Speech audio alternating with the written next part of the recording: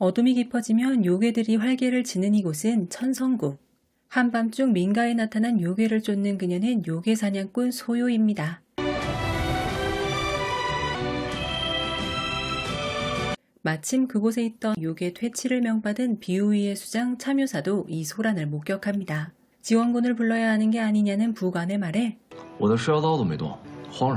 사람들의 비명소리에도 그가 눈 하나 깜빡하지 않는 이유는 요괴를 감지하는 검 시오도가 잠잠했기 때문인데요.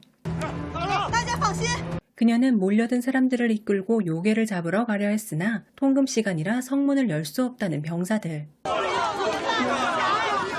요괴는 성 밖으로 사라졌고 소요가 발길을 돌리려 하자 겁에 질린 사람들은 요괴가 아직 성 안에 있을 수 있으니 그녀에게 머물러 달라고 했고 그녀는 떠날 수밖에 없는 자신을 이해해달라며 요괴를 쫓는 부적인 영부를 꺼냅니다.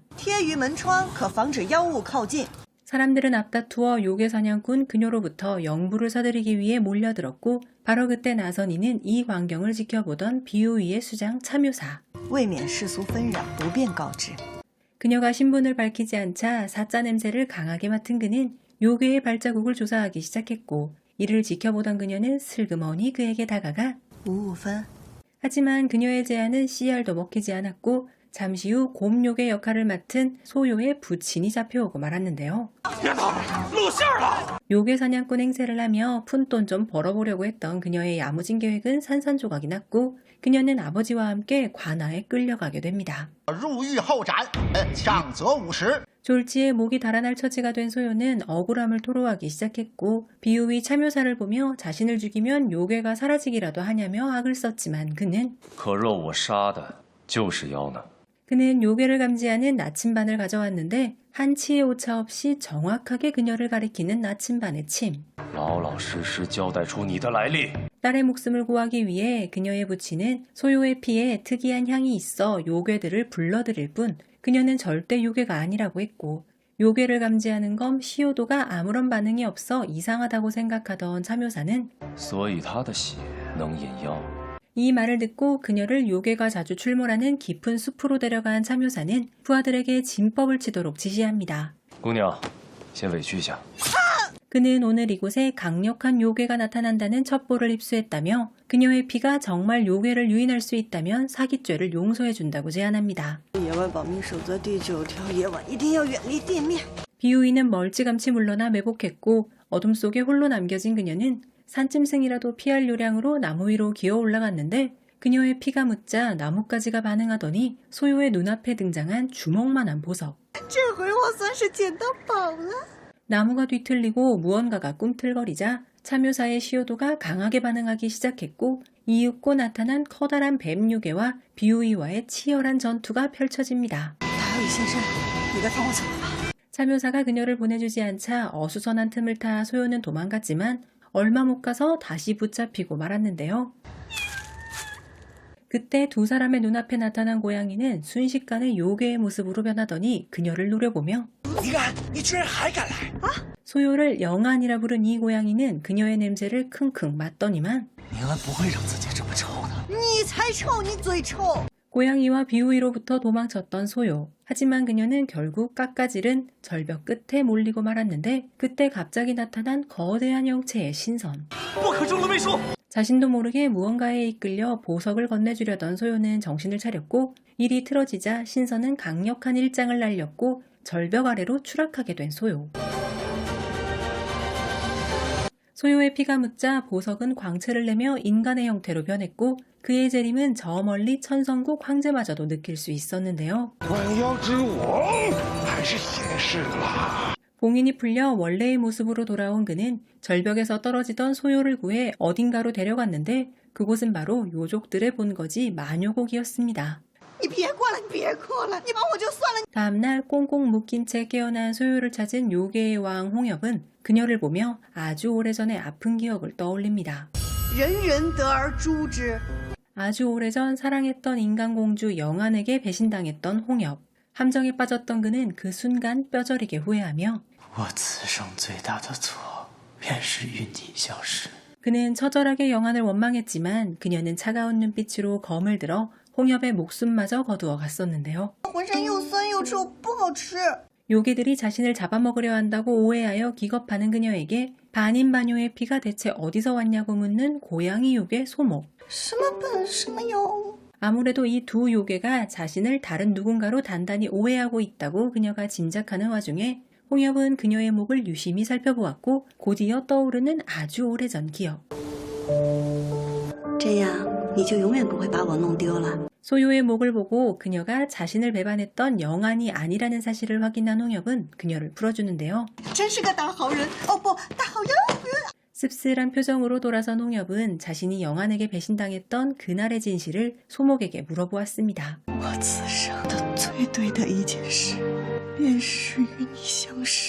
그녀는 홍엽의 목숨을 거둔 칼로 자신을 그었고 이 사실만큼은 차마 홍엽에게 말할 수 없었던 소목. 소목은 희미하게 남아있던 홍엽의 원신을 발견했고 이를 거두어 고목나무 안에 보석의 형태로 봉인해 두었던 것입니다. 그래도 명색이 인간인데 방을 더럽혀버리겠다며 요괴를 협박해 도망쳤던 소요. 하지만 그녀는 얼마 가지 못해 다른 요괴에게 붙들리고 말았는데요. 홍엽은 건들거리는 그 요괴를 단숨에 제압하며 요괴의 왕인 자신이 돌아왔음을 만천하에 알렸고 소요를 데리고 돌아가서는 그녀에게 소요가 자신은 인간인데 요술을 어떻게 배우냐고 반발하자 홍엽은 그녀가 자신의 봉인을 해제한 것이야말로 바로 그녀가 요족인 증거라고 했지만 소요는 단호하게 그 말은 바로 오래전 영안이 그에게 했던 말과 똑같았고 순간 이성을 잃은 홍엽은 그녀를 붙잡고는 그에게는 또다시 감당할 수 없을 정도로 아팠던 기억이 떠오르고 말았는데요. 결국 그녀는 마녀곡에 갇히는 신세가 되었는데 홍엽은 소요를 불러내서는 마녀곡에 들어오며 그녀에게 요기가 깃들었기에 인간계에 돌아가면 위험할 것이라고 경고합니다. 홍엽은 그녀에게 마녀곡에 머물며 요기를 숨기는 법을 배우라고 하면서 그날부터 요족의 학당에 다니게 된 소요. 그녀의 화려한 입담과 잔머리는 요족들에게도 통했고 금세 핵인싸가 되어버립니다. 방과 후 노름판을 벌인 그녀는 요괴 하구들의 코 묻은 물건들을 싹쓸이하고 신나게 돌아갑니다. 한미천 단단히 챙겨 기분이 좋아진 그녀는 꼬마 요괴의 머리끈을 묶어주었는데 꼬마 요괴는 담례로 빨간 실을 건네주더니 거처에 돌아가 보니 홍엽은 그녀의 방을 꾸미고 있었는데 소요는 붉은 천이 꼭 혼수품 같다고 했고 발끈하는 홍엽. 이번에는 소요가 자신은 나이를 먹을 만큼 먹었다며 발끈했고 홍엽이 자신은 수천 년을 살았다고 하자 그녀는 들릴 듯 말 듯한 목소리로 갑자기 꼬마 요괴가 준 실이 생각난 소요. 그녀는 홍엽이 막을 틈도 주지 않고 그의 손목에 붉은 실을 묶어버렸는데요. 깜짝 놀란 홍엽은 그녀가 자신과 그의 손에 묶은 실은 바로 인연 홍실이라며 졸졸 그녀를 따라다닙니다. 문 밖으로 나가려던 그녀는 보이지 않는 힘에 의해 끌어당겨졌고 그제야 사태의 심각성을 깨달은 소요. 홍엽은 인연 홍실은 원래 사랑하는 요족 남녀를 위해 만들어진 것이라며 3단계를 통과해야만 실이 풀린다고 했고 그중 첫 번째 단계는 바로 두 사람이 1장 이상 떨어질 수 없다는 것. 두 사람이 마음과 감각을 공유하는 두 번째 단계까지 설명해준 그가 막 3번째 단계에 대해 이야기하려던 찰나 중요한 의식을 치러야 한다고 소목이 달려왔고 어쩔 수 없이 홍엽을 졸졸 따라가는 소요.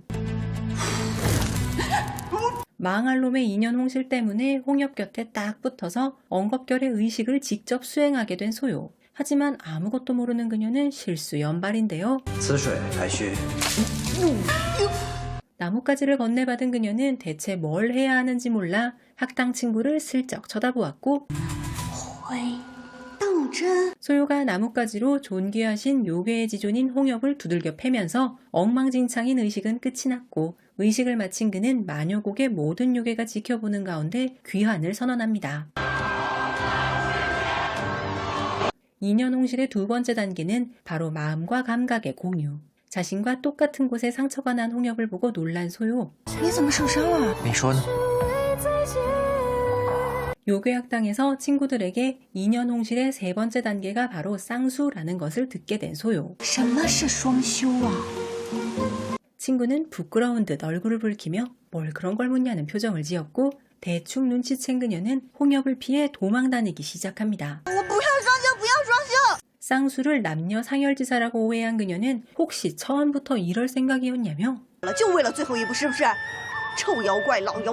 그녀는 자신은 혼인도 안 한 처자인데 무슨 쌍수냐며 도망가려 했지만 홍엽은 그녀를 결박하고는 早日完成，早日进出。 그녀를 끌고 가던 홍엽은 그제야 뭔가 이상하다는 것을 눈치채고 쌍수에 대해 설명을 해주었는데요. 同心协力，练成同一门法术。 죽어도 쌍수는 싫다던 그녀는 그걸 왜 이제서야 말하냐며 얼른 법수를 익히자 했고 기본 중의 기본인 어화술부터 익히자는 홍엽. 再来，再来。 하지만 재능이 없는 건지 집중력이 떨어지는 건지 수백 번을 연습해도 불꽃은커녕 연기도 나지 않자 그녀는 지쳐버렸는데요. 需体会喜怒哀惧四境，方可习成。 그는 그녀가 멍청해서 법수를 못 배운다며 혀를 찾고 열받은 소요는 我看就是你无能。不错，你站住。 잘 삐지고 잘 풀리는 그녀의 성격 덕분에 기쁨과 슬픔도 순식간에 클리어하고 이제 남은 것은 두려움 하나. 그는 갑자기 사라졌다가 나타나서는 만일 인연 홍실을 풀지 못한다면 你我便融为一体，你到我腹中来。 깜짝 놀란 그녀는 비명을 지르며 도망쳤는데 어느새 그녀의 손끝에 피어오른 작은 불꽃.